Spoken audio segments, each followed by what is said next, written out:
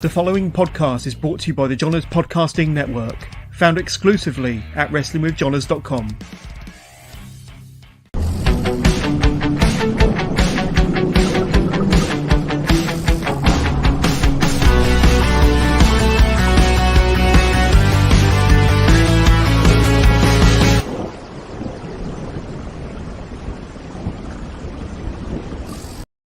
Good evening and welcome to another live episode of Wrestling with Johners, part of the Johners Podcasting Network, of course. This is episode 247. It's only a few episodes away from that magical 250. And if you stay to the very end of this episode, I'll be able to announce live on air who my guest is going to be next week for episode 248. But for this episode, this week, a beautiful Monday evening.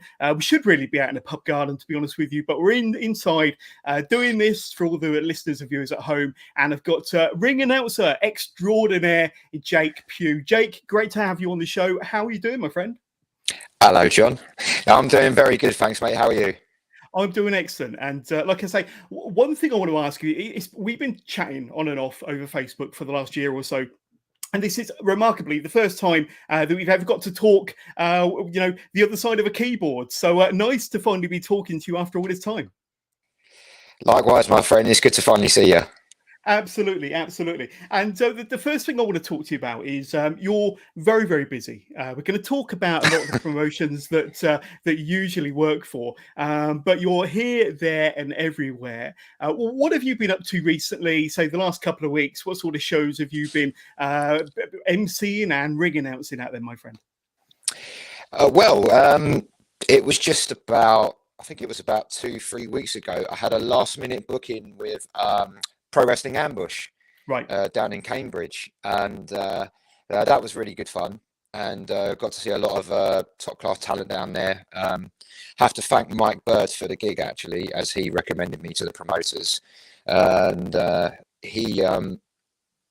travelled down there with him, and we had some guys like himself, Spike Trevay, RJ Singh, TK Cooper, Chuck Mambo, Clementine. It was a really good fun, and I seem to remember on that day it was Cup final day. So right, and they still had a really good crowd, and they were loud from beginning to end, and it was really, really good fun.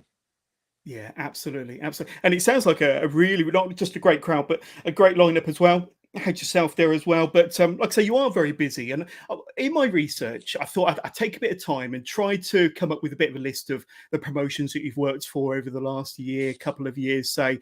Now, I'm sure you've got more to add to the list, but I'm going to read some out here. Obviously, we've got World War Wrestling, All-Star Wrestling, FFW, WrestleForce, CXW, UKPW, XWA, EWW, Varsity Pro, Pro Wrestling Ambush, you just mentioned those, and so many more. I think you're probably one of the busiest ring announcers in the UK. That's a hell of a list, my friend. Well, yeah. So a few of those. So FFW and UKPW. I haven't actually been there yet, but I've just sort of helped out. I've actually just sort of helped out here and there with a few things. Gotcha. behind the scenes stuff and things like that. Varsity Pro Wrestling, I will actually be making my debut for in just over a week's time, and that will be on Friday, June the 24th at the Vine School in Basingstoke. And that's just going to be a great show. It's got some great lineup there. You can feature Ollie Blake, who was just recently on NXT UK. Yep. Sky Smithson's going to be on there as well, and Nathan McKenzie. It's going to be a lot of good talent on there, homegrown talent as well. And Basingstoke VPW always has a great following down in Basingstoke. It's considered their home, and I'm very honoured to have been asked to come down there and perform for them. So that's great. Yeah, 100%. And we're going to talk about some of those promotions during the course of this interview. But one group I do want to talk about is All-Star Wrestling, probably the most famous touring brand in the UK. I think they've been going for over 50 years now. And you recently made your debut as a ring announcer. Was it back in January? Fill us in on how you got that gig. Yes. And your kind of experience and journey with All-Star Wrestling, because that's quite an accomplishment to kind of get on their books, get on their radar and start ring announcing for them, considering their history and legacy. And now you're part of that. I'm a big history buff for wrestling. I'm a bit of a nerd and a bit of a geek. I'd be lying if I didn't say it was on my bucket list to at least do one show for All Star Wrestling. Towngate Theatre, Basildon, is not far from where I currently live, which is down Southend, or as the locals say, Southend. Southend. Southend. Know what I mean? Got to say it right. Got to say it right. So so I sort of just put the word out there a little bit to say, you know, I'm not far from the venue. If you're looking for anybody, I'd be very interested, and just sent my details off to Brian Dixon. And so I went down there, and it was a good show. Lots of good fun, and crowd were into it from beginning to end. It's very, very easy stuff to do. It's always fun to perform for like the family crowds, especially for kids that just go wild for.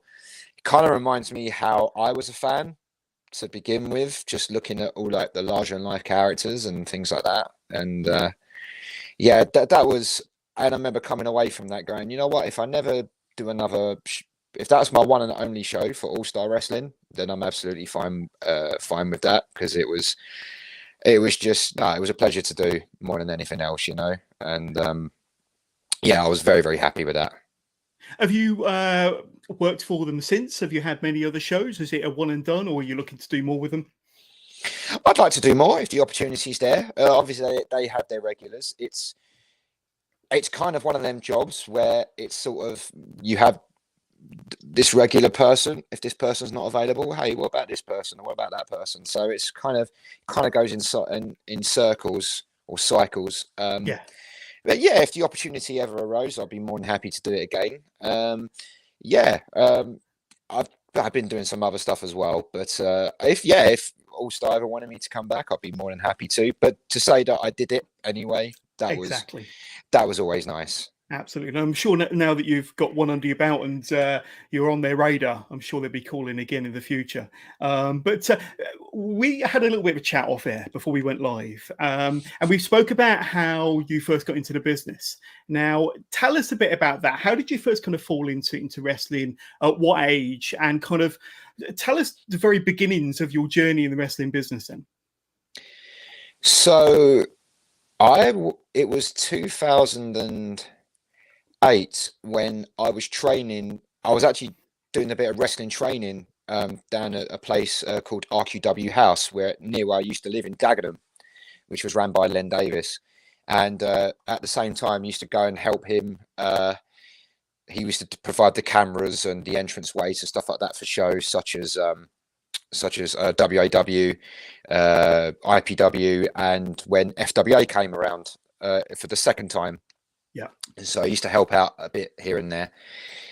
And then it got to 2009 when we used to mess a couple of us lads down at Rainham Way in Essex. Used to muck around on mats, and I used to provide commentary and MCing for that. And that was RCWA. And that was when, you had Will Ospreay, Ash Draven, Kelly Six, all those guys, Kip Sabian, all those sort of guys. And then when I started training and running shows more professionally, I was about 18 then.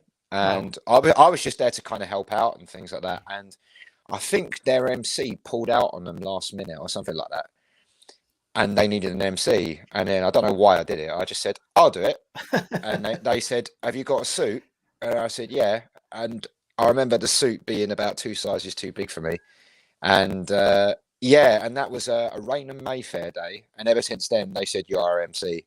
And then it just kind of progressed from there, really.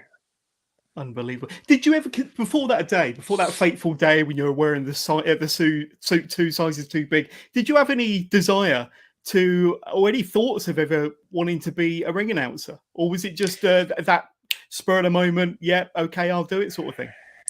I had actually always wanted to do it because I knew that I couldn't take the bumps and things like that. It just wasn't for me. That's why I'm a podcaster, by the way. That's why I'm a podcaster. I'd always loved acting as well.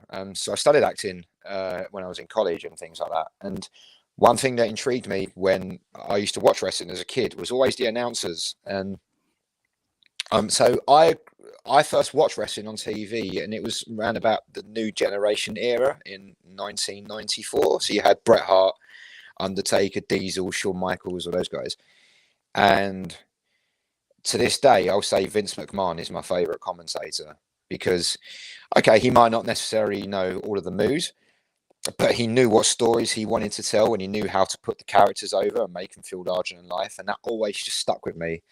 His line of deliveries and things like that. And him and Lawler together. I mean, everybody remembers JR and Jerry Lawler as being the golden couple as announcers together. But for me personally, I always loved Vince and Lawler. Yeah, I can understand that. Yeah. Just for the banter and just for the chemistry together. And never thought in a million years that I would actually go on and do something like that. Yeah. But it feels great. I love doing both. I love doing MCing. I love doing commentary for the reasons that, by all means, I'm not comparing myself to Vince or Jerry Lawler or anybody like that. You probably know a few more moves than Vince does. Oh, what a maneuver! But yeah, I love being over the top. I love making the characters more bigger than they are and things like that. And just to make it more interesting for the listener or the viewer, But yeah, I've always looked back on those days as happy days, really. So. Yeah, and what you said, you were thrown into the deep end, 18 years old. Did you find your feet quickly as a ring announcer, doing the MCing, or did it take a little while to kind of find your feet, or dare I say it, find your voice? Yeah, definitely. I think I don't really like to watch. I never really liked watching myself back when I first started, but then as time went on, you realise that's where you pick up on things that where you went wrong and things like that. And one person I have to give a lot of credit to is a gentleman by the name of Jason Farmer, who was also known as Jace the Ace, who was also known as the Jester Clown Jinx, who's now retired. But I consider him a father figure to me in the wrestling business. When we did WrestleForce in the early stages of WrestleForce, when WrestleForce used to tour in theatres and things like that, Jace would... It was something that he never had to do, but he would sort of wait in the wings and watch me how I used to, get the crowd involved. And he would always pull me aside afterwards and say things like, why don't you try it this way? Bring it down a level when you're saying something like this. And then when it gets to this particular match, because it's got a bit of history behind it or whatever, give them this amount of energy and then bring it back down again. And even things like, right, face front when a hard cam's there, without making it too obvious, look where there's a roaming camera and, things like that. And I'll always remember, I mean, it's a thing where you never stop learning, even to this day, I make the odd mistake here and there. And, but that's where you learn, and then you pick up on things. And I owe Jace a lot of credit because he was very well respected on the British scene, helped out a lot of people when they first broke in. And he didn't have to do that for me because I was just the MC, just the announcer. But the fact that he took time out of his busy schedule to watch and appreciate and show appreciation and stuff like that, I owe him so much. And yeah, even to this day, before I'm going out there to perform, whether it's commentary or MCing, he's always there in the back of my mind. And I'm hopefully going to see him in July for EWW. I think he's coming down to watch. So we haven't seen each other even since before the original lockdown. So that'll be a nice little reunion. That's going to be awesome. And one of my questions was going to be kind of, how soon did it take for you to get used to kind of hearing your voice back? And that's always the thing when you're, performing or acting, doing podcasting, announcing, hearing your voice back, it can really be off-putting. But obviously that was one of the obstacles or one of the challenges to start off with, and you overcame that eventually. Yeah, I think what done it for me is my voice. I think it's because I kind of grew up in a very sort of, I was born in the East End and I grew up in Dagenham for about 20 odd years. So I just thought I came across as too common when I first presented myself. And then when I went to acting school, that's when I discovered, a lot of voice exercises and, punctuality and things like that. Yeah. It slips a little bit here and there, but I think it wasn't, to be honest with you, it wasn't till about 2012 was when I first thought I was quite happy with I'll never forget this. It was EWW's Invasion of the Body Slammers 2. And I got the DVD back and I watched it and I listened to it. And that was the first time where I sat there and I thought, okay, I'm happy with this. This is how I sort of need to have my delivery, if that makes sense. And it's even the same with MCing as well. You know, it's all about your delivery, slowing things down at a certain pace. I like to think, and someone said this to me at Pro Wrestling Ambush, actually. They said, it's like, you know, when, I mean, I'm not blowing my own trumpet or anything like that, because that's not what I do. But one of the guys there said, it's like you get a sense of when a crowd needs something else, or you need to get to this point. Basically, what I'm trying to say, without being too long-winded, is if I can feel myself getting bored, the audience is probably getting bored. So it's like, quick, move on to the next thing, you know. Yeah, 100%. Know exactly what you mean. Let's talk a bit about your wrestling fandom then, because by the sounds of it, you've been a wrestling fan for a heck of a long time. It's the reason why you were at them wrestling shows back in your teens, and you eventually got your break. But tell us about when wrestling first came into your life as a fan. What sort of impact it had on you as well? Well, so the first time I ever came across wrestling, there's two stories to this. There's the American side and there's the British side. So the American side, so I'd always been a fan of boxing, which I'm sure we'll get into eventually. And I remember my dad, I think my dad trained to box a little bit. And when we were growing up, he'd show me and my brother a few punches and things like that. And he used to sit us down to the Rocky films. And the first wrestler I ever saw or watched on telly was Hulk Hogan, and it was Thunder Lips in Rocky 3. Patterson, yeah. Thunder Lips Patterson, yeah. So, and I remember I used to go to, God rest her soul, my nan when she was alive. I used to see her every Saturday and Sunday, and we used to go to a boot sale on a Sunday. And I remember picking up an action figure of Hulk Hogan and thinking, I must have been about 5, something like that, and thinking, this looks very familiar. And then on that very same day, I came across a video which was called Hulk Hogan Real American. And I remember my nan buying it for me. And the first match that I ever watched, the first wrestling match I ever watched, was Hulk Hogan versus Andre the Giant inside a blue steel cage. Wow. And I think later on I found out that was from a WrestleFest event in front of thousands and thousands of fans, and that always stuck with me. It was and then as I got a little bit older, it was the new generation, as we said about. And what made me fall in love with it most was the larger than life characters, all the colors and the red, white and blue ring and things like that, and the interviews as well with Mean Gene, let me tell you something, brother, and things like that. And then the British side of it, this is a nice story. This gets involved with EWW as well, is that I'd been to see British wrestling live on a holiday camps at Great Yarmouth. My parents had a caravan, and that was when WAW used to come to the Vauxhall holiday camps, and that was the first time I ever saw wrestling live. And then I used to buy a World of Wrestling magazine back in the late 90s, early 2000s.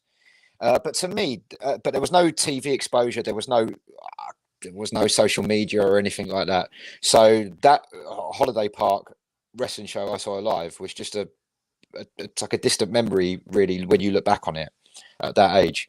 And then I remember flicking through, and then they used to have a UK section in the World of Wrestling magazines back then. And I'll never forget flicking through the pages one day, and there was this big muscular dude, long dark hair, black face paint, and spiked shoulder pads, and he went by the name of the Dominator. And I remember just thinking, oh my God, who is this? Because I'd never really seen anything larger than life like that on the British scene. And then I remember subscribing to more magazines, and then we finally got the internet, checking out the EWW website, and it was just totally different from what anyone else was doing. There was American-based characters. It was arguably the first promotion that was doing stuff that you would consider hardcore, like baseball bats, tables, chairs, steel cage matches, things like that. And then when I got to 12, 13, I managed to get my dad to drive me to a show, and that's when I first met Stu. And I just became a fan ever since. And then after that, I started doing little things, just like reviewing for the shows and for the promotion and stuff like that. And it was only round about, it was in 2010, I was offered to do commentary for EWW, and I was blown away even at the thought of being asked to do it, because I've been such a fan of the company since its inception, which was 1998. And it was only since the first show back after COVID, I then became the ring announcer. And I hold a lot of respect for Stu, and I'm very, very thankful for, allowing me. I'm a fan first and foremost.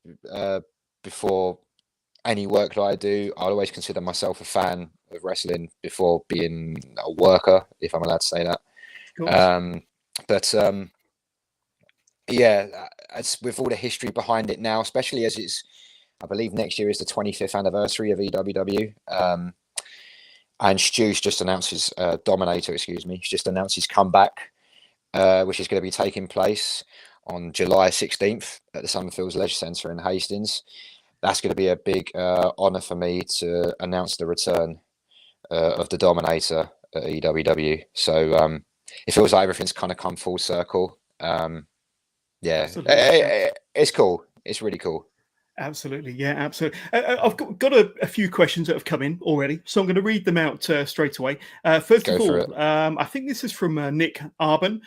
You know him very well from WWW. Question for Jake. With all of your BritRes experience, have you ever tried, or do you want to try running your own promotion? Is that a loaded question? I know you know Nick very well, but have you ever had any kind of thoughts or conversations about possibly being a promoter? Do you know what? I do often go to shows, and it's just what I do. I look at it, and sometimes I don't like being too critical. I like to look at a show and enjoy it. But sometimes I think, if it was me, I'd probably do this, or maybe I'd have this. There's too much of this on this show and that show and that show. It has crossed my mind to run a show.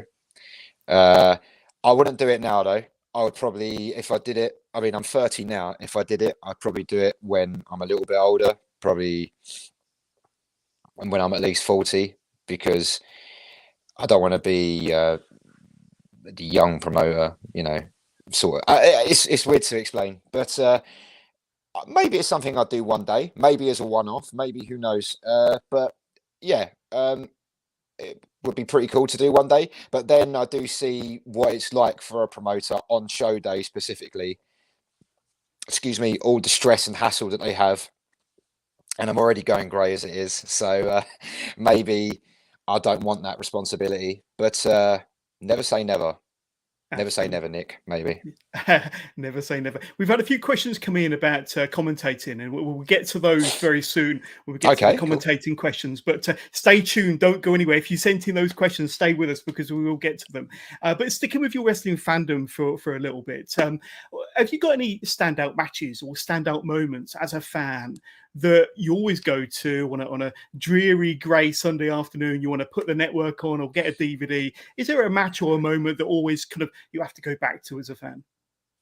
Yeah, actually, there's a few. My favorite wrestler of all time is The Undertaker, and I'd be silly if I didn't say the best match of all time is Undertaker Shawn Michaels at WrestleMania 25. But I was also a big Bret Hart fan growing up as well. I just always thought, I was a bit of a strange kid growing up. I always loved like all the classic gothic horror movies and things like that. So when The Undertaker first came on the screen, I was like, oh wow, this is really cool. This big scary dude who talks about taking people's souls and stuff like that. But what I loved about Bret was just he always seemed pretty quiet, pretty chilled, and he could just back up everything that he did with his work in the ring. I always British Bulldog Bret Hart, SummerSlam '92. I wasn't even 2 years old then, but when I look back on it now, it's just a historic moment. I was there. In time. You was there? Oh, wow. Yeah, the 16-year-old Johners. And it's obviously the 30th anniversary this year round. We haven't got SummerSlam this year, but we got Clash at the Castle. But I was there 30 years ago, and I've got to agree, being there live or watching it back on VHS or DVD, it's still one of the best matches ever. Well, I did go to a WWE show, and I went at the height of the Attitude Era when I was 6 or 7, and it was the Capital Carnage pay-per-view. London, Docklands Arena. I believe Jodie Fleischer was there as well, because we had this conversation not long ago. And yes, and I still remember the bill from top to bottom. And there was me, my brother, my mum, and my dad. And wow, that was when wrestling was arguably at its most popular. And yeah, that was just unbelievable. That was when Austin was on top. The Rock had just turned heel as the champion. D-Generation X, the Brood. It was just Steve Blackman. Al Snow, people like that. And I'll never ever. That's one I always tend to go back to if I'm ever thinking, okay, what can I watch? I've seen this, I've seen that. Let's put Capital Carnage on. And it's always things like that make you remember. Sometimes you ever feel down or anything like that about wrestling or anything like that. It's like, no, go back to why you enjoyed loving it in the first place, and what got you as a fan. And Royal Rumble '94 actually as well is another one. I've always got these memories of Taker being beaten up by about 10 guys, getting stuffed in the coffin, and then he disappears. And then I used to love Diesel as well, and then Diesel ramming through everyone in the Rumble was always something. I love that moment. Oh, yeah, and they call that the Diesel spot now. Every year they think we put in the Diesel spot because of that, and that's one of my favourite memories of the Royal Rumble was the original Diesel spot back in '94. Yeah. And so they're probably my go-to moments, I'd say, more than anything. Absolutely. So we've got a few people get in touch. We got Richard Pugh, who's watching us via YouTube. Good to see a Pugh doing well, of course. And we've got UK wrestling legend Marty Jones watching us live on Facebook. So welcome, Marty, and thank you very much. And we've got a gentleman by the name of Liam Stevens who sent us in a statement, really.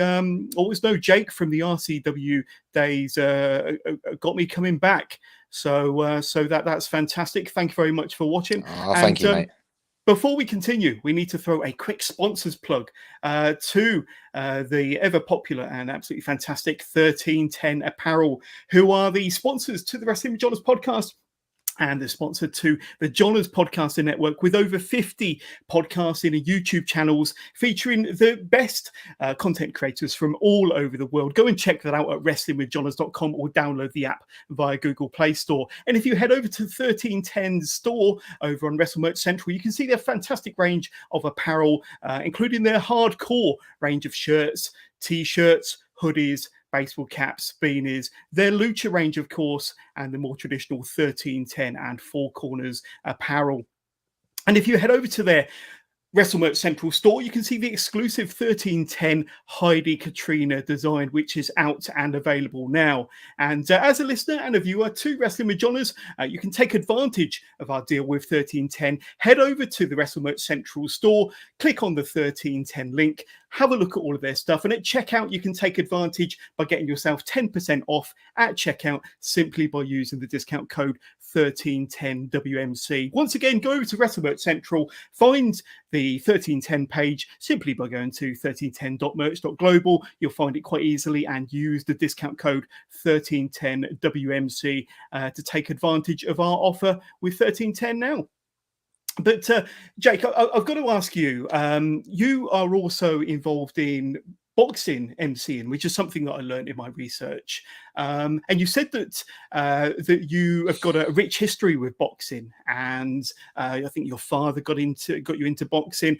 Tell us about your history and your love for boxing, and how you got into MCing for boxing as well as wrestling.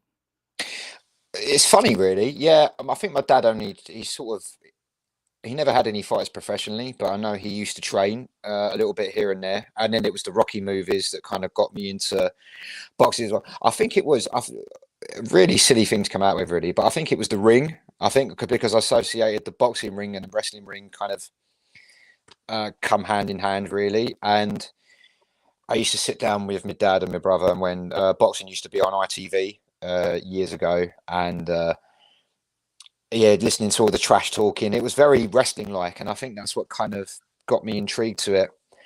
Never thought that I would ever get into boxing promoting boxing work at all. But I remember I was doing my day job, and there used to be a guy who used to come in. He used to work in the gym that I used to work out in around the corner, and we used to get chatting all the time. And I told him what I did and things like that. And he said, "Oh, he says I'm a boxing trainer," and he said they're going to be doing a show at the Brentwood Leisure Centre. He says, "Oh, give me your details and I'll put your name forward." So I did, and I never thought anything of it at all. And I think it was about a week later they got back to me and they said, "Oh, we heard that you're an MC. Would you be interested in doing our show for us?" And it was a white collar event at the Brentwood Leisure Centre. And I don't think I appreciated at the time how big of a deal it was to kind of perform at the Brentwood Leisure Centre. It's a huge venue, and it's funny enough, it was TNA's first venue in the UK when TNA Wrestling came over here. Yeah. And and that was great. It was eye-opening because it's a completely different thing to announcing for wrestling, although it can be quite similar at the same time.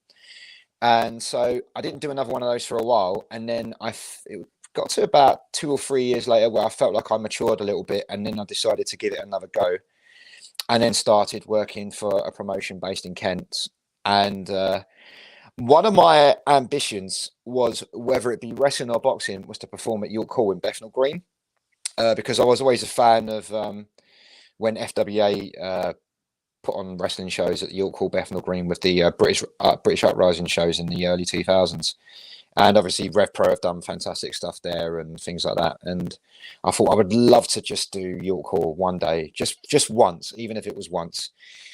And then I did a couple of shows in Kent for a little while, and then I sort of took another break from boxing, focused more on wrestling. And then it was only last year I went to do a boxing show, and lo and behold, it was York Hall, Bethnal Green. And yeah, there you go. Yeah, and fantastic venue, really brilliant venue. Oh, fantastic! One of the best. Absolutely, it's a legendary venue, and to have my dad there as well, I managed to get my dad to come down and hang out, and he was there watching from the stage and things like that. And that's something that that's always something that I'll never forget. Oh, absolutely. A memory that will stick with you forever. Are there any fundamental differences when emceeing or doing the ring announcing for a boxing show compared to being a wrestling ring announcer? Any fundamental differences, any key differences? What would you say? Yeah, so with wrestling, I mean, the crowds are very different in wrestling, as you very well know. Like, for example, so a crowd at a Progress show maybe are going to be very different to a crowd at an All-Star show. That's not bad at all or anything like that. It's great. As well with boxing, there's no messing around, really. You know, sometimes if I'm emceeing a wrestling show, I kind of like to mess around for a bit of fun, if the cameras are off, especially. And but with boxing, it's kind of strictly business, because they can be a tough crowd. So it's very important to make sure that they're engaged. You keep them going and straight to business. You know, they don't really like all the messing around and stuff like that. And that's something that took me, I had to kind of figure out on my own a little bit. But at the same time, again, it kind of just going back to where I think I'm pretty good at sort of reading people, and that's judging by body language and things like that. So, and it's like I was saying earlier, if I can sense it in myself where I think, right, time to change gears a little bit, then ultimately you have to change gears. But they're both fun, especially if they've got if there's a local fighter who's on, and they've got a huge gathering of support. And yeah, does give you chills when you're like, it gives you that big fight feel. Okay, it's not the O2, it's not Wembley, but it's loud, you know, and that gives you that sort of instinct of going, yeah, let's do it, let's go for it, you know. Absolutely, absolutely. And I want to talk about one promotion in particular, one promotion that I believe you're closely associated with and is very close to your heart, and it's World War Wrestling, based over on the East Coast. The War Zone. That's right. One of the best promotions in the UK, as far as I'm concerned. I've without had a doubt. many of their champions and stars on this podcast. But you are their regular ring announcer. When did your relationship start with World War Wrestling? And tell us a bit about your journey with that group over on the East Coast. Well, Brett Meadows, he's my wrestling mum, and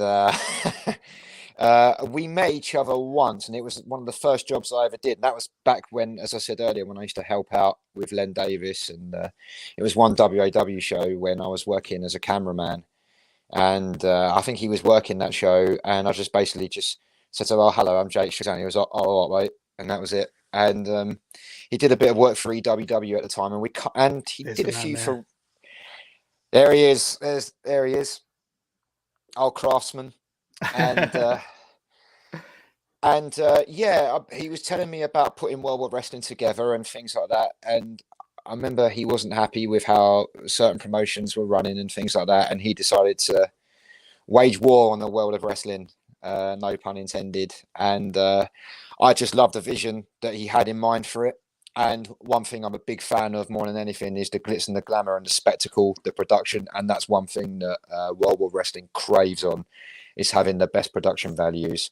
It's fair to say gone are the days where you can just walk into a venue and where it's just a sports hall and a wrestling ring, especially young kids, they see all this wrestling on the TV.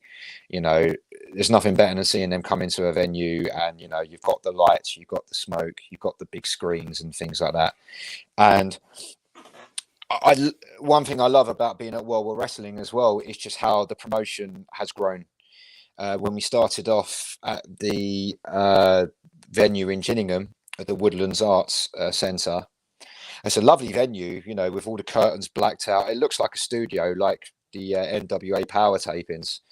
And I think it was the show that we did, and it was Champions of War 1. And to this day, it's still my favourite World War Wrestling show. And it had that sort of underground sort of feeling to it. And we had Nick Aldis on there against Danny Blaze. And, excuse me. And that was when the first time we all kind of felt, yeah, this could go places now. And then when we did the first show at Stowmarket, or when World Wrestling promoted the first show at Stowmarket, that's when we kind of felt, this is really, really cool. I mean, that was Matt Walters and Bram. And it's just been great to see the company progress, especially in terms of talent as well. Yeah, without a doubt. I mean, Will Cruz, the current World War Wrestling champion, is someone who I think pound for pound is one of the best heavyweights in the country. And it wasn't not long ago just announced that he was going on 1PW, because 1PW is coming back. That's right. And if there's anybody who deserves it, it's him.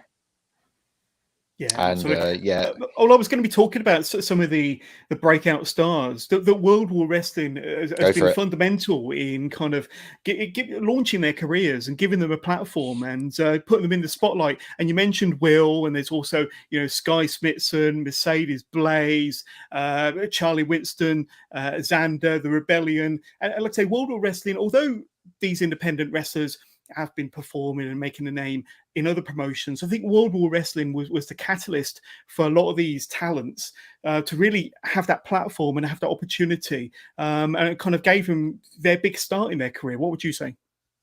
I agree with you 100% on that. I really, really do. Remember Aisha Raymond, who was the first World War Wrestling Women's Champion. She'd also done the Mae Young Classic round about the time, I believe, when she just became the champion. So that was my exposure for the company and things like that. And to see how the women's division has progressed since then as well has been unbelievable. As you said, we've had the likes of Mercedes Blaze, Zoe Lucas, Sky Smithson, who of course is the women's champion at the moment, and the tag division as well. The Rebellion, who I personally consider the best tag team. There, look at that. Look at that. Yeah. And of course, you mentioned the Rebellion, one of the best tag teams in the UK, without a doubt. 100%, and it's just been great because I remember watching them when they first started, and to see them progress to where they are now, and they're working in a lot of places now. and I just couldn't be happier for them. Couldn't have been more happier for them. Couldn't be more happier for Sky, and for Will Cruz as well. And not just that though, so many others. I mean, Tom Dawkins is another one. I have to say, I have to give a shout out to Cara Noir and Spike Gervais for putting on some of the best storytelling on the British scene at the moment with their feud at Progress. 100%. That's but why you travelled the road. You that's travelled the the road wrestling I with fell Tom in for a love with. while, didn't you? I mean, you I think you mentioned off air that you knew Tom Dawkins before the Cara Noir character. Tell us about that, because that's quite an interesting story, and somebody that you know very well behind the scenes. Yeah, well, yeah, we don't really see each other anymore or chat that much anymore. Not because we fell out or anything. It's just we both had different career paths and things like that, Exactly. and busy schedules and things like that. But I actually dropped him a message just last week actually, and we caught up and things like that. But yeah, so it was around about the time we used to do RCWA, WrestleForce, and XWA together, and I'm sure, hopefully he doesn't mind me saying this, but I remember Cara Noir was basically his way of anyone that thought that Tom Dawkins had no charisma or personality. Cara Noir was his way of saying, "I'll show you," and he did a lot more than show them. I consider Tom one of the best talents, and Cara Noir is one of the best characters on the scene as well. I remember showing the entrance to my mum, and she was nearly in tears because of how beautiful it was. And yeah, that was just yeah. Still haven't forgiven him for kicking me in the balls at XWA. Yeah, I remember that. Yeah. Absolutely, but like I say, I was privileged to see Cara Noir versus Spike at Super Strong Style this past weekend and how that unfolded. But yeah, like I say, I've seen many matches of Tom's, and his Cara Noir character is going to go down in history as one of the best characters, one of the best entrances, one of the best performers ever. And there's still many miles in the tank left for Tom and left for Cara. No doubt. But I want to ask you about, like I say, you've probably got the best seat in the house as a ring announcer at any show. But has there ever been a moment where it's got a little bit too close for comfort, where the actions come your way, where you've not been able to get out of the way quick enough, where you might have unintentionally got involved? Has there ever been a time where you've kind of got involved in the action or had suffered a scrape or two when it wasn't planned?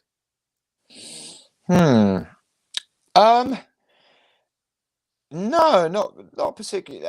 There's been probably one or two occasions where something's happening and then I've not been given a heads up for it, and then they're right there beneath my feet, and I'm thinking, "Oh shit, I better get out of Got to my get way." your skates on. Yeah, I better get my skates on. Excuse my language.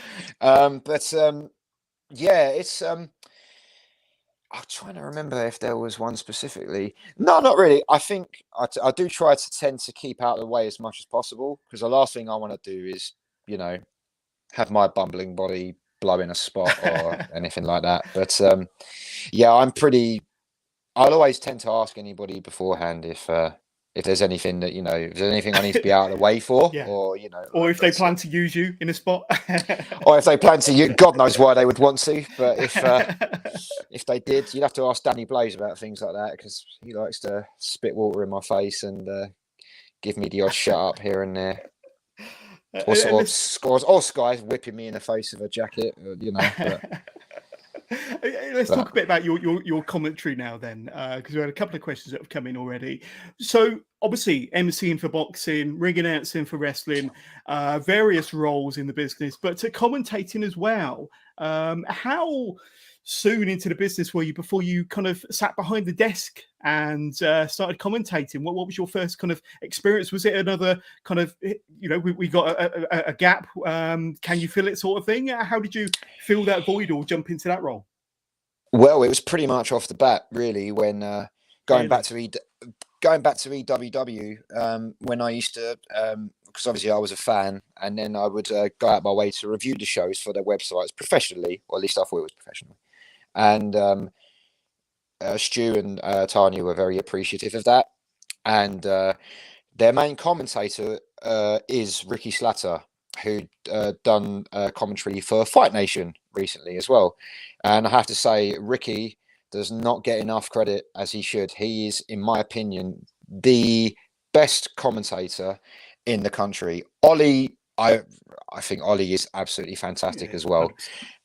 Yeah, definitely. And but Ricky Slatter is someone who is just, yeah, he is unbelievable. And he always had different guests, like commentator guests on different shows and things like that. And I remember one show I went to in EWW in Herne Bay.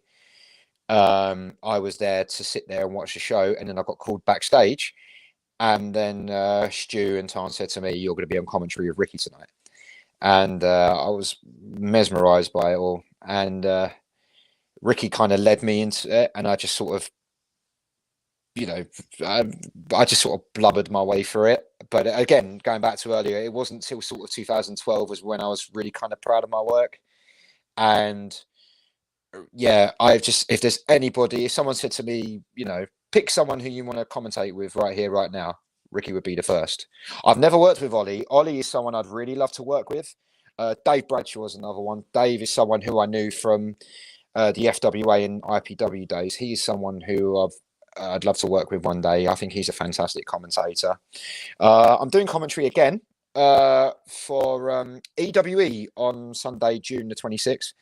I did a commentary for them a little while ago, and now I'll be back. They always do shows at the Bedford in London, and that's a really good atmosphere. They have some great talent on there, such as Damien, Alexander Roth, and the Rebellion are on there as well. Bullet, who's their current champion, Arcadius, and also do commentary for Lion Wrestling Promotions. That's a new company that's not long started up, down based in Skegness. And they've got a big show later this year on my birthday, funny enough, on October 1st. That's where a lot of the personal feuds and things like that are all going to come to a head. But yeah, I love commentary. I love MCing. There's more of a responsibility as an MC for me personally as there is commentary. Right. Because when you're MCing, you're the first guy that they see when the show starts, and you're the last guy that leaves through the curtain. So it's your responsibility to make that crowd feel at home, and to make that crowd feel welcome, and to have them engaged. And with commentary, it's when I first started doing commentary, I thought it was a case of just talking, but it's really not that at all. It's about having that charisma and being larger than life, but it's also educating the audience as well and being a storyteller to them, especially if it's someone who's maybe not really watched that specific product before, or it's the first time watching a wrestling show. So always never be afraid to tell someone, even if it's something that you might have mentioned on a show before, or 2 or 3 or 4 shows before that, always give them something that, without being too repetitive, because you never know. I always like to think that whoever's in that crowd, someone in that crowd is bound to be probably the first time they've ever seen wrestling. So always give it your all. And even if you do something that you've done before, but do it without boring people too much. But and I love doing it. I really do. It's a different feel, because obviously when you're on commentary and you've got the headsets on and stuff, you've got to learn how to bring it down a little bit. But that's okay though. Just happy to be doing it. Absolutely. And we actually had a question from Richard Pugh again. So thank you, Richard, for watching. As a new commentator himself, what is your advice at getting seen by more promotions? So you've given some advice on kind of how best to be a commentator, but any advice on potentially how to get your voice out there and be heard by more people, maybe seen by more promotions? If you promote your promoter, just first and foremost, be polite, be respectful, and also get your hands on the footage as soon as you can, if the show's filmed or anything like that. And always give them some good links from credible sources. And I'm not talking about a show that's in front of, say, 20 people from a promoter who doesn't have an idea on how to promote wrestling. I'm talking about, a respectable company that that you work for with a good crowd, and just get the sources as soon as you can. Yeah. Send them off to a promoter who may be interested, but above all, just be humble, be polite, and be respectful. And also, there's an art to commentating as well. And it's one thing that I always like to listen out for commentators. If I'm not working the show, but I'm there, I always try and listen out for commentators just to see what they're doing. And things like, even little things like not talking when the MC's talking, or not talking when a wrestler's cutting a promo, things like that. Stay silent when there's something intense going on in the ring. Don't kill the moment. If you can feel it, if everyone else feels it, you should be able to feel it. That's probably the best thing that I can give. Great advice, and thank you, Richard, for watching and getting in touch. Thank you, Richard. And, Richard Pugh. I want to ask about Battle of the Barns, or Battle at the Barns 2020 during lockdown, and there was no wrestling to be had around the UK apart from World War Wrestling, and like I say, back to World War Wrestling again, who put on a series of YouTube shows that went out on the YouTube channel, I think across their socials as well, and it's Battle of the Barns, and you were there. I think you were doing maybe a bit of commentary, behind the scenes stuff, but you were there. What was that like during that time? Because as I said, the UK wrestling scene was on an enforced period of absence, of course, due to the pandemic. But World War Wrestling decided to do these shows, record these events at Brett's very own barn. And it was a big success and a fantastic effort put on by everybody. But tell us about it and about your involvement as well. That was, at the time, it was weird because obviously there was no wrestling going on back then, really. And I can't remember at what point of COVID that was. I think that was in the summer of 2020. Something like that. It was around then, back end of the summer. It was around then. And Brett had said that he had this idea. Let's just put some content out there just to make people happy, to give them something to enjoy, because, the world is a miserable place enough as it is, especially these days. And there was all kinds of mental health issues going on around about that time, including myself during lockdown and things like that. And it was just great to be able to see people again. We was allowed to see people then, but no live events with crowds were allowed then. So we had a small core of people that let's just get a group of us together and let's put some content out there. And first and foremost, that was all Brett's idea. I did manage to film a few promos and skits and things like that. And I said to Brett about it's Battle of the Barns. He said it would be great for each episode to have a match from the previous Battle of the Barns going into each episode. So from Battle of the Barns 1, 2, and Battle of the Barns 3, where we first crowned the champions. I said it'd be great if we can put some nostalgia matches on each of those episodes. And they were great fun, great fun. And could we do something like that again? Maybe. But then when we got back to having crowds again, it was just, you don't realize how much you miss things until you don't have them. Yeah. I know that gets thrown around a lot, but my first show back in front of a crowd, it was just amazing. And as I said, I mean, World War Wrestling might decide to do another Battle of the Barns in the barn again one day. But personally, for me, I'd love to go back to Stolen Barns, where we did the first 3 Battle of the Barns. As I said earlier, it was that kind of nitty-gritty underground feeling. And if you ever seen the music videos, the camera shots on there with all the lights and the smoke and things like that. There's a really good one of Dominator, actually, where there's just a silhouette of him with the spiked shoulder pads. Just looks like a huge black shadow coming towards you. It was just great times. But the Battle of the Barns in 2020, it served a purpose, didn't it? Like you say, there was no content. Very few promotions were doing anything, or if anything at all. And like I said, it was a great way to put World War Wrestling's name out there, give your fans some content when there was nothing. And I thought it was a great concept, and like I say, a big hit. And hopefully we'll never have to do anything like that again under the same circumstances. But for what it was, I think it was a game changer, to be honest with you. It was great. It was really good fun. And we also did a Christmas at the Barns as well, which was really good fun. We all got to dress up and things like that. And we had very Christmas gimmicky matches like we had. We had Xander, the Goth Daddy, as the Grinch, which was really good fun. I remember Brett and Bullet doing whiskey shots, I believe, something like that. Yeah, that was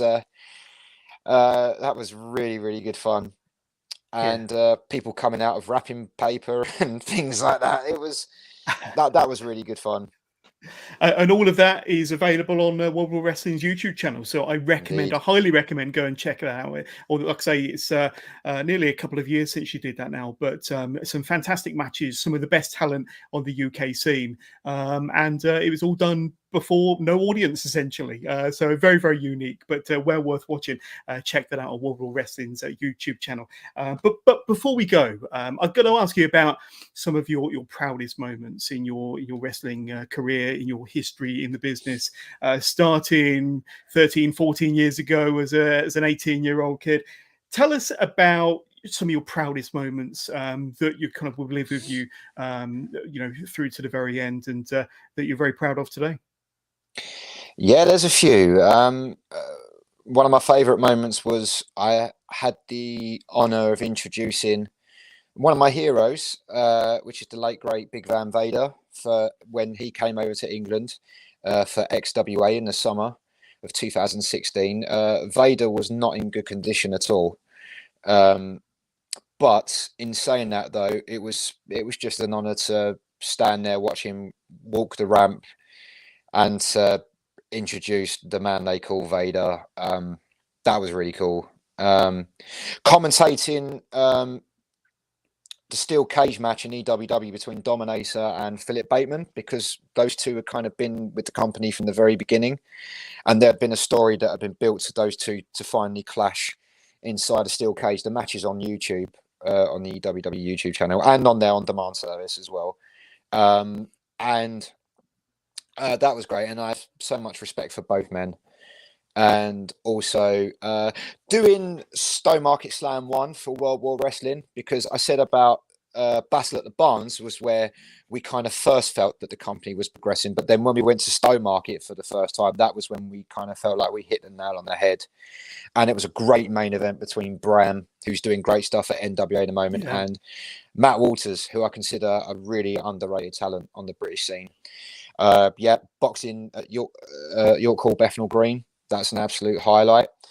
And just being able to go out there and do it for as long as I've done it and still be doing it, it's really good fun, and I'm very thankful. What's really nice more than anything is people coming up to you afterwards and saying, "You were really good tonight," or you made us feel very welcome. And yeah, that's always nice. Awesome. Before we say goodbye, I do want to announce my guest for next week's live interview, and it'll be episode 248. So getting closer to that milestone of 250. But my guest next week will be none other than L.A. Taylor. Tuesday, the 21st of June, next week, live, 8 p.m. You're going to want to catch my live interview with L.A. Taylor. She's having a barnstormer of a 2022. In fact, the last couple of years has been an absolutely phenomenal time in her career. But I can't wait to speak to L.A. Taylor. That'll be live next Tuesday. So a fantastic guest to look forward to. But Jake, before we say goodbye to yourself, an opportunity for you to throw out any plugs, your socials, where we can reach out to you, say hi, and learn more about Jake Pugh on Twitter, Instagram, Facebook. I'm going to bring up the scrolling slide and running along the bottom, but I'll leave you to take the floor and tell us where we can say hi. Yeah, there's the links are just on the bottom there. If anyone wants to get in contact with me on social media, and few shows coming up, of course, on Friday, June the 24th at the Vine School in Basingstoke. I'll be debuting for VPW, Varsity Pro Wrestling. On Sunday, June the 26th, I'll be in London at the Bedford for Elite Wrestling Entertainment, EWE. And I'll be close to home on Saturday, July the 9th for Southend at WrestleForce. That's going to be a good fun show. And then July the 16th in Hastings, I'll be there for EWW Extreme World Wrestling Pick Your Poison at the Summerfields Leisure Centre. And then I'll be back with World War Wrestling in October for Stowmarket Slam. And also that Line Wrestling Promotions on October 1st in Boston at the Gilderdrome for Wrestle War. So got some good stuff coming up. So feel free to check out all those promotions on social media and come up and say hi. Absolutely. Like I said at the top of the podcast, one of the busiest men in wrestling today, one of the busiest ring announcers. But Jake Pugh, it's been awesome speaking to you. Thank you so much for spending your time with us. Great to kind of catch up with you and hear all of your stories. And hopefully somewhere down the line, might be able to do a part 2. But I want to thank you so much. Thank you very much, John, for having me. It's been great. I'd love to do a part 2. Absolutely. We'll catch up with you soon. And thank you to everybody who sent in your questions. But this was a really fun episode. Thank you, Jake, and catch up with you soon. Thank you very much.